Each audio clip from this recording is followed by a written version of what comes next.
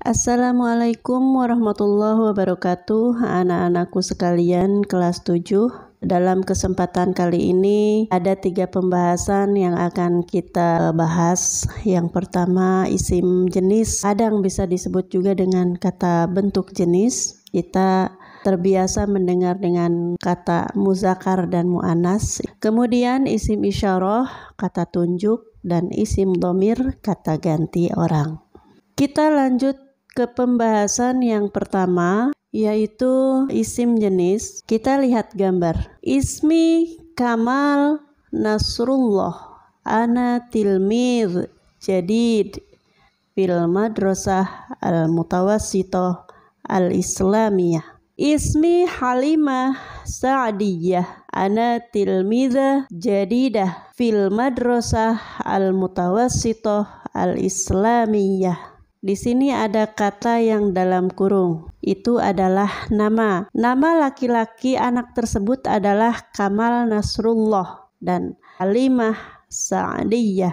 Bahwa anak tersebut Kamal Nasrullah itu adalah nama untuk anak laki-laki, dan Halimah Sa'diyah itu adalah nama seorang perempuan. Kemudian lihatlah kalimat yang ada tanda panah kuning. Yang terdapat pada gambar anak laki-laki tertulis tilmidun jadidun. Yang terdapat pada gambar anak perempuan tilmidatun jadidatun. Ada perbedaan, ada ta marbutoh pada kalimat Halimah Sa'diyah. Nah, inilah yang disebut bentuk isim jenis. Ada yang disebut isim muzakaroh, ada yang disebut isim mu'annas. Isim muzakkar atau isim mu'annas. Bentuk jenis isim muzakaroh, isim mu'annas itu ada yang disebut dengan muzakkar atau bentuk laki-laki, ada juga yang disebut mu'annas atau bentuk perempuan, baik secara lisan maupun tulisan. Bentuk muzakkar secara lisan itu adalah seperti Kamal Nasrullah, nama seorang laki-laki, Abdullah, Ahmad, Muhammad, Alvin, Abu Bakar, Muhammad Ridwan Ali, Afif Prayoga. Nah, itu walaupun bahasa Indonesia itu termasuk nama untuk jenis muzakkar. Itu secara lisan. Maupun tulisan. Kalau tulisan di dalam bahasa Arab yaitu bentuknya yaitu berarti bentuk yang tersusun dari huruf hijaiyah. Misalkan tilmidun itu artinya adalah anak murid laki-laki. Kitabun. Dalam kata kitabun itu kata benda, bentuk jenisnya laki-laki. Kenapa laki-laki? Kalau di dalam bahasa Arab, baik secara tulisan yang kita ketahui ada bentuk jenisnya, baik kata benda maupun atau nama orang ataupun yang lain-lainnya itu terus terpaut dengan bentuk jenis. Ada bentuk jenis laki-laki dan ada bentuk jenis perempuan. Nah, yang membedakan bentuk jenis laki-laki, muzakkar dan mu'annas, bentuk jenis perempuan itu apa? Ini pada umumnya ya, keumuman. Keumuman itu artinya yang kebanyakan. Itu ada ta marbutoh pada isim mu'annas. Kita mungkin ingin tahu ya, apa sih ciri khas isim atau kata benda secara umum? Yaitu bisa dimasuki alif lam atau tanwin. Kenapa atau tanwin? Karena kalau di dalam kalimat Arab jika ada alif lam itu tidak mungkin ada tanwin. Tapi kalau ada tanwin itu juga tidak mungkin ada alif lam. Jadi harus berlawanan. Kalau ada tanwin berarti di depannya tidak ada alif lam. Nah, itu adalah ciri-ciri khas kata benda di dalam bahasa Arab secara umum. Itu bisa pakai alif lam atau bisa pakai tanwin. Kita lanjutkan isim isyarah.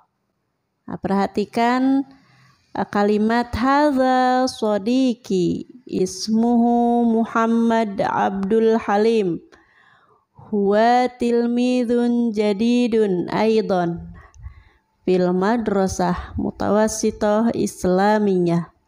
Yang gambar perempuan, wa hadhihi shadiqati ismuha Zakiyah bint Sulaiman hiya tilmidah jadidah aidon fil madrasah al-mutawassithah al-islamiyah. Perhatikan kata hadza dan hadhihi yang di dalam kurung. Ada zalika sodiki ismuhu Muhammad huwa tilmidun aidan fi hadhil madrasah. Tilka sodiqati ismuha Zakiyah hiya tilmidah aidan fi hadhil madrasah hiya min Bogor. Perhatikan yang di dalam kurung. Ini adalah zalika, tilka. Jika saya tuliskan hadza, hadhihi, zalika, dan tilka, ini disebut isim isyarah, artinya adalah kata tunjuk atau kata petunjuk. Hadza artinya ini, hadhihi juga artinya ini. Bedanya hadza itu untuk laki-laki, hadhihi untuk perempuan. Zalika itu untuk menunjuk laki-laki, tilka itu untuk menunjuk perempuan. Baik itu kata benda maupun orang. Misalkan yang ditunjuk perempuan itu murid perempuan. Berarti apa?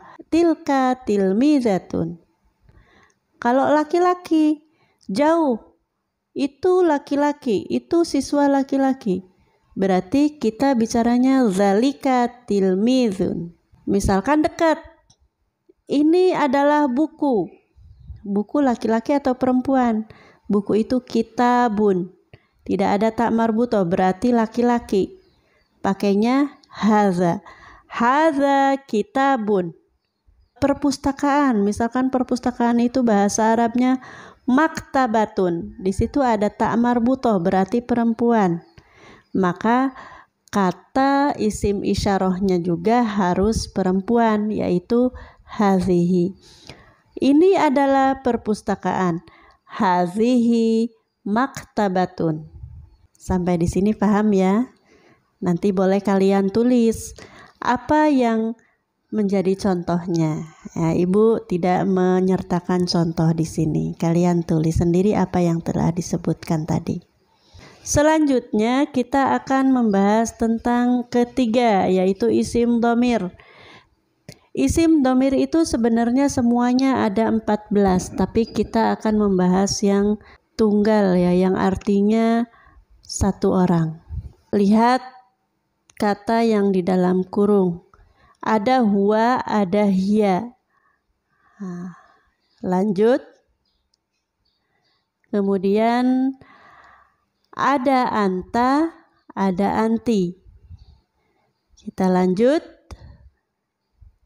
Lalu ada ana.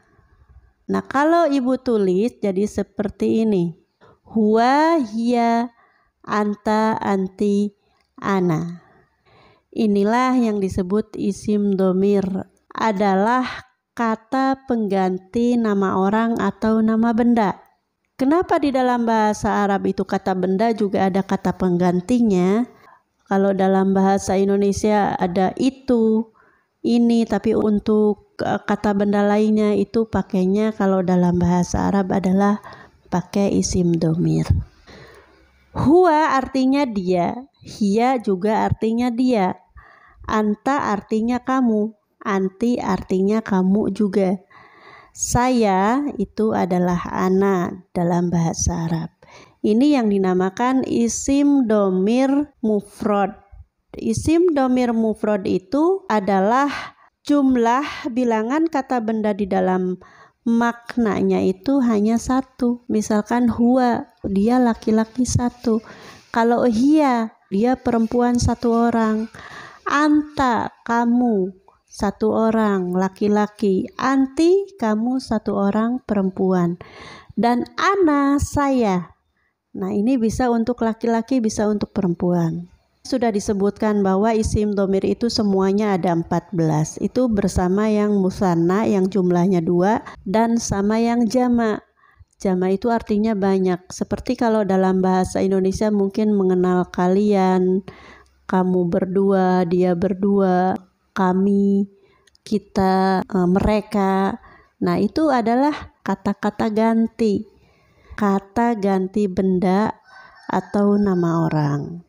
Kalau di dalam bahasa Arab.